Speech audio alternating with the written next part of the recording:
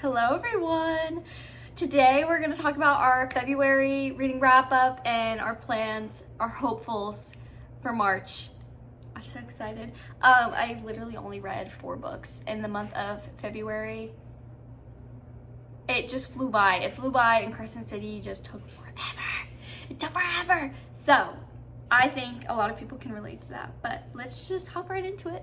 Kind of didn't read a lot. I read 4 books, which is pretty low for me, but also it just took forever. It took forever. And I started a few at the end of like the month. Can I speak? Oh my goodness. I started a few other books in the past few days, but obviously didn't finish them. So let's just get right into it. Wow. It flew by, but also like didn't. So firstly, I finished Crescent City. It took me forever. This is the only one that I've tabbed yet, like finished tabbing, and isn't it so pretty? Like it's like my prized possession, which is funny because it's like my least favorite. Haven't even tabbed this one. This bad boy. So, not gonna talk spoilers. I already think I talked about Crescent City 1 in the last video, but I really enjoyed Crescent City 1 a lot more than I thought that I would. I think everybody just prepared me for it to be absolutely horrid to like try to understand, and that was gonna be too much world building, blah blah blah. I didn't think it was that bad. I just told myself to pretend I understood everything, and then I just eventually figured it out. Go check out Carrie Reads on YouTube, TikTok, Instagram, all this stuff, because she does such great summary videos. Like I've watched hers on the Mortal Instruments too, and she's about to post another one, thank goodness. But she just makes the best summary videos. Like she just really gets in there and really talks about everything, and I love that because somebody needs to, you know? Because these fantasy books be really racking your brain sometimes. Anyway, read Crescent City 2. I gave it like a 4.25 or maybe a 4.5. I don't really know. Somewhere in there. Just because I felt like a lot of it was kind of drawn out and like nothing was happening for such a long time for like 400 pages. And if you have read these books, I have a whole spoiler reading blog. If you haven't read them, obviously don't go watch it. But the ending made up for a lot, which I think is like the case for most people, that most people didn't love this one as much as the first, but the ending made up for it. But I still liked it. It was still like, it just gives middle child syndrome sometimes. Sometimes you're just like, was all of that necessary? Like, I just don't think it necessarily needed to be this many pages, but I also think that some of this could have been in this. Just a little bit, just like the side characters maybe. I don't know. But it was still really enjoyable. Then I moved on to this. And I think reading them all, like, back to back, just binging this was just a setup for a book slump, and it sure did me in. But I was in a point where after I finished it, I felt like the more that I thought about it, the more that I hated it. But now I think I've escaped that. And I'm like, you know what? You enjoyed it. So now I don't think I hated it as much as I thought that I did for a minute. There were definitely things that I didn't love. Yeah. And I don't want to give anybody any spoilers, but like, if you know, you know. Just like a certain person, you know, and just a little bit of the resolve of like the main conflict in these books was, I think, should have been a little bit more drawn out, a little bit more the focus, you know, because it made sense, but it also left us with so many questions in a way, or just didn't like, it wasn't a clear like, this is like everything they did. I don't know.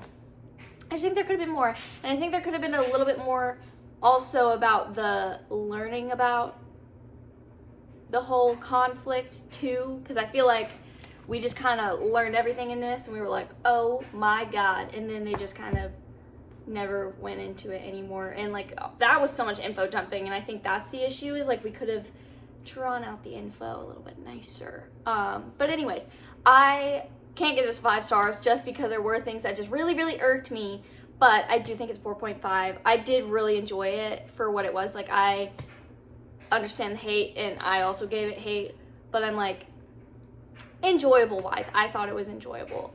So I think a lot of it was just that I just binged it and it was just long It was long. But yeah.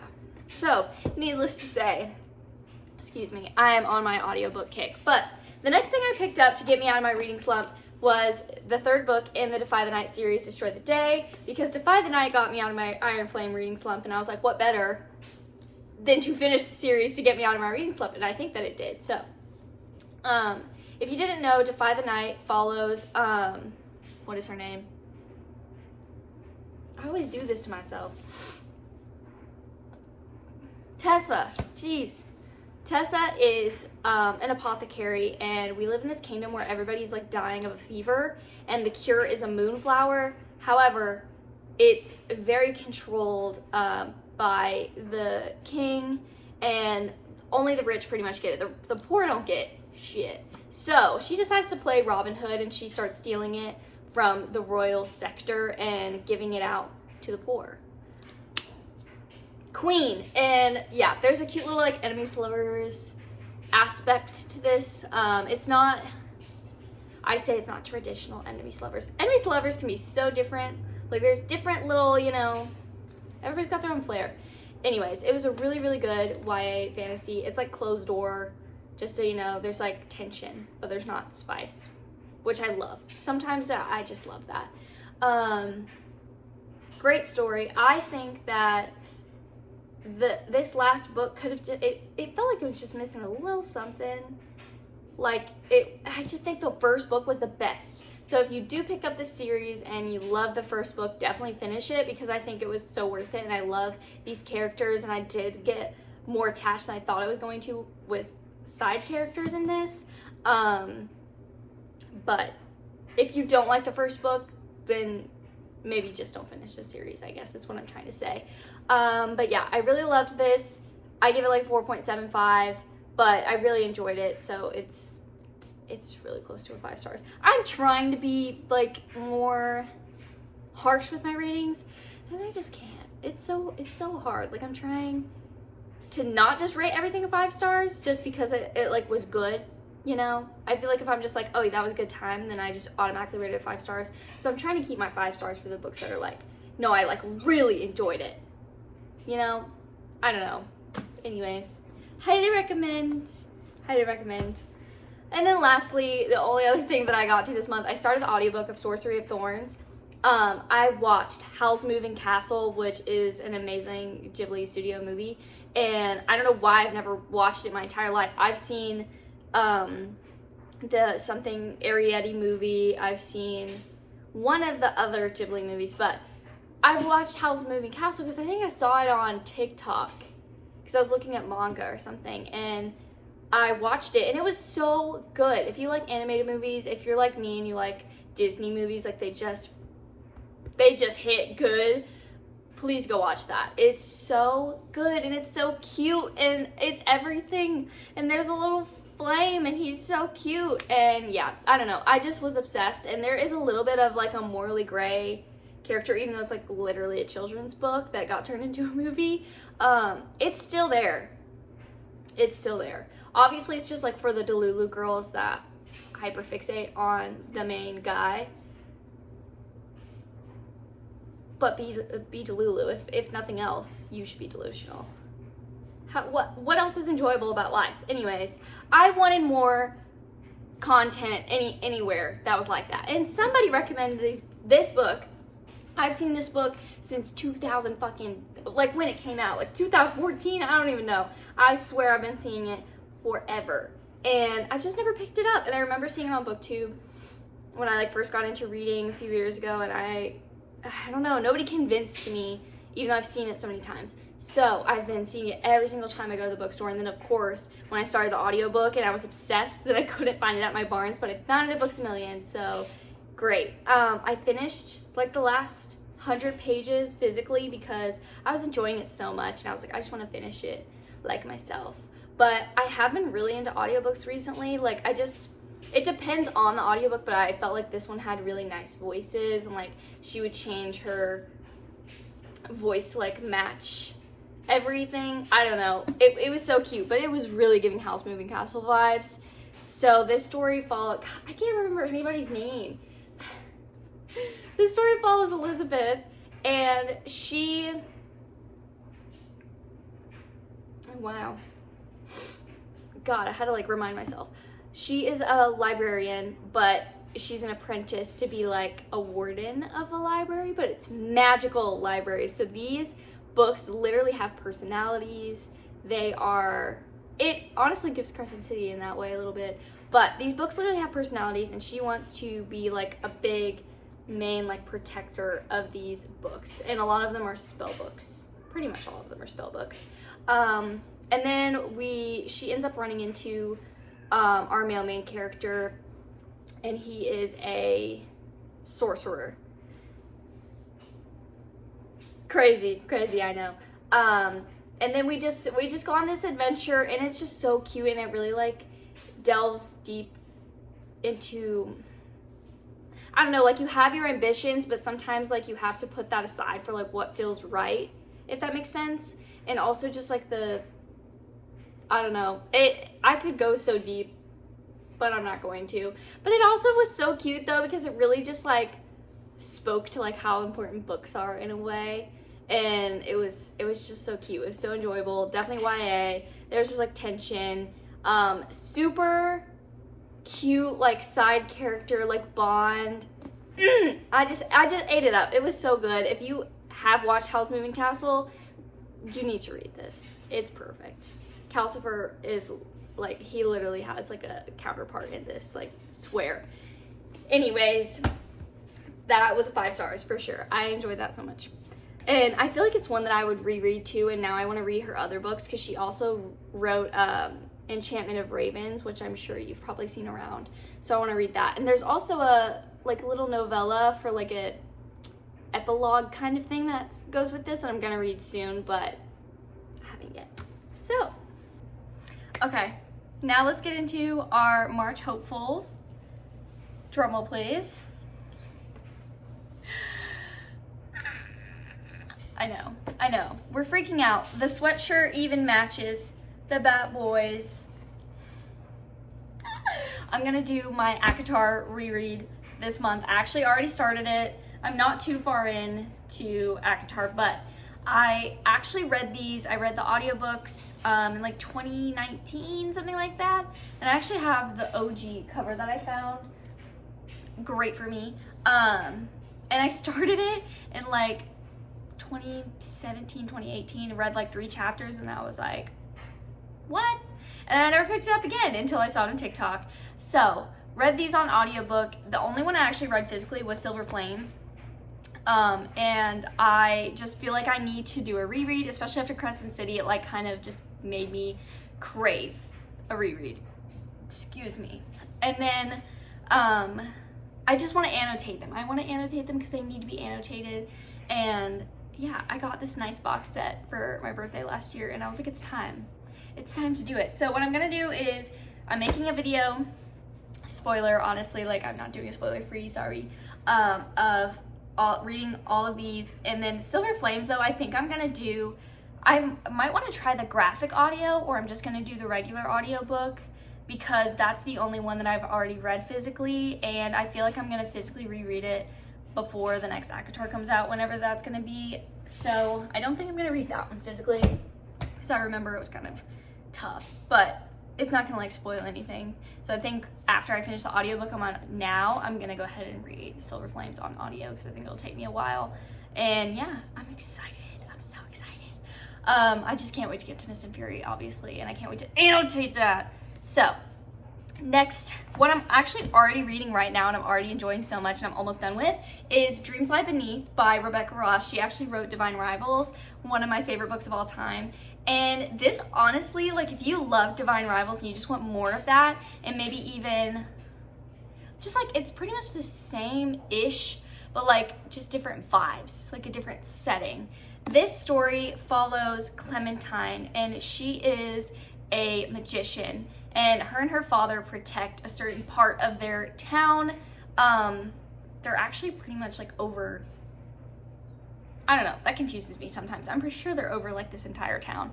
Their job is to record people's nightmares. And in this town, everybody has nightmares, and if you drink a tonic to like keep the nightmares away, that's ideal. That's what people try to do. There's this card game that when you play and you lose, you will have a nightmare. And you don't want to have a nightmare because every full moon, someone's nightmares, don't know whose exactly, it has to be like in the vicinity, will come out at night. Everyone has to lock their doors, and our main character and her father are a couple of the magicians that fight the nightmares, and they have to defeat them with magic, weapons, whole thing. However, you can be challenged by other magicians for your territory, have you? So these two brothers come in the beginning of our story and are basically like, we challenge your father to take his land.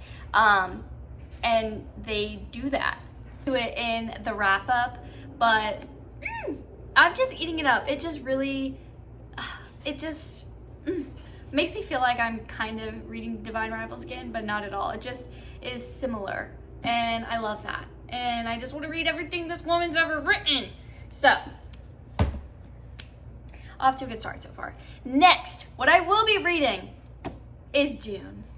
I love the little skinny version. I was like kind of scared that I wasn't going to like this, but because I found the box set of the first 3 at Target for like so cheap, and the Barnes at my house like didn't actually have.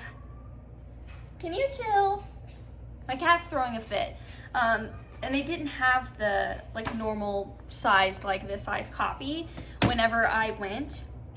So I got these, and I think they're growing on me. I cracked the spine on purpose yesterday. I usually don't like crack the spine before I open a book. I kind of just like crack it as I go, like if anything.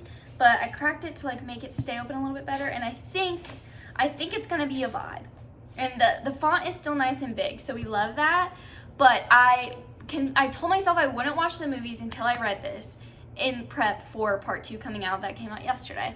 But then my boyfriend was like, no, I really think that if you watch it, like it'll make you want to read it more. I don't think it's gonna make you not want to read it. And I was like, okay. So I watched the first movie, and he was so right. I want to read this so badly, but I thought that the part 2 was coming out on the 11th, and I've already started my Acotar reread because I didn't want to go into this with a slump already, just because I know the writing's a little bit older, so I didn't want to do that. So now I'm just gonna go watch part 2 tonight. We're gonna go see it, and it's just gonna make me want to read it even more.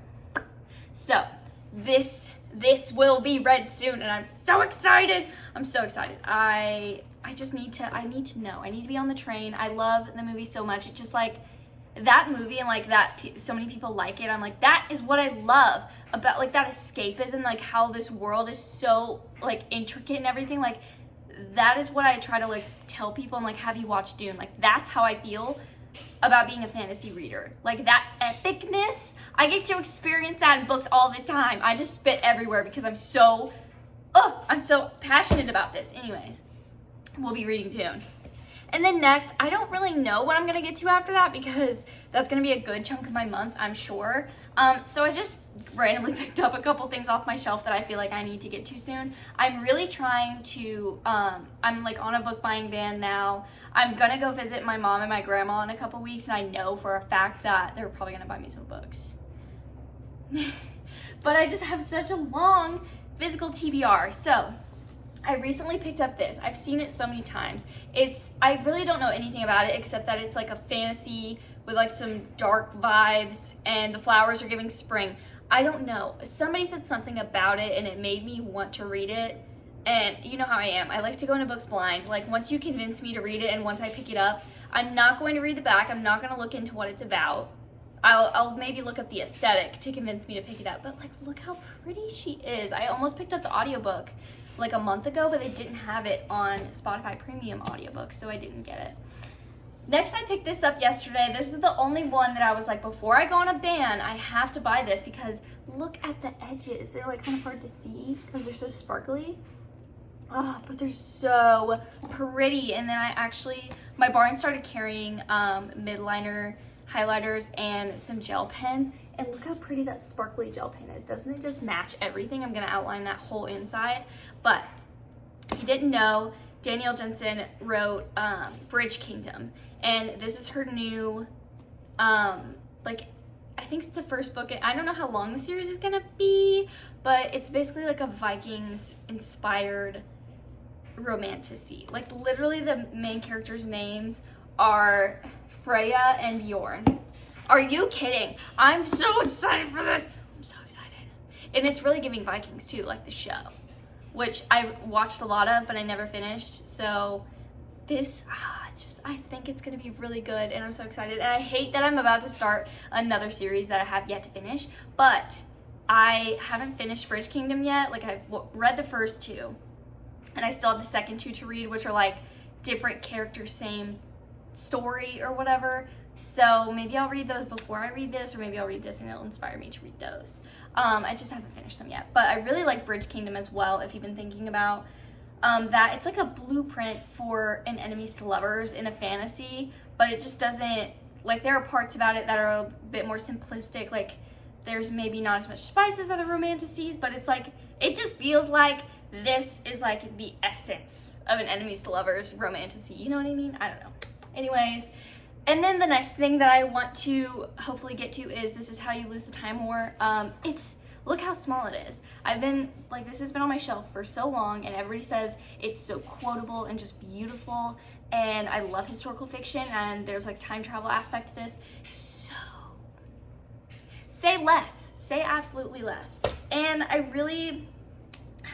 definitely have other things that I want to get to, but I feel like the rest will just be like based on vibes. If I get to anything else besides these, I would be so shocked, because I think that Acotar and Dune are gonna take me a long time. So yeah, but the good thing is I have like 4 days off between a stretch of shifts coming up for once, and I will be just reading the whole time because I just need a break.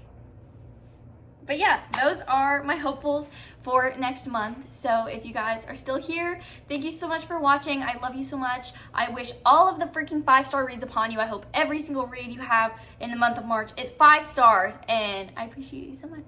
Mwah.